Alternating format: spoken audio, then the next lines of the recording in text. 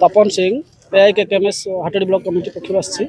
बर्तमान ये जो विक्षोभ सभा ये अनुष्ठित होमर मुख्यतः हाटोड़ी ब्लॉक जेन्युइन डिमांड किसी रही जो डिमांड गुड़िक हूँ मरुड़ी और अदिनिया वर्षार क्षतिपूरण देवा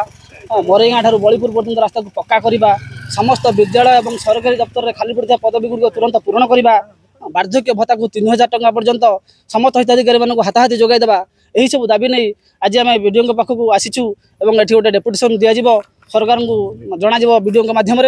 आम हाटोड़ी ब्लॉक रु समस्त कार्यकर्ता और अन्य सब आसीचु एठारे दायित्व दिज्व। हूँ चंद्रकांत दास AIKKMS ऑल इंडिया किसान खेत मजदूर संगठन हाटोड़ी ब्लॉक कमिटी सभापति आमर विभिन्न दाबी नहीं आज गण डेपुटेसन वीडियो महाशय को दि जाऊँगी। मुख्य दाबी हूँ आमर हाटोड़ी ब्लॉक रे शीतल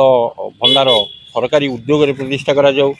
एवं अदिनिया जो वर्षा क्षयक्षति होती से तुरंत चाषी मान साहाय्य प्रदान करा जाऊ एवं मरेगाँ बलीपुर रास्ता को तुरंत पक्का करा जाई बस चलवार सुबंदोबस्त करा जाऊ।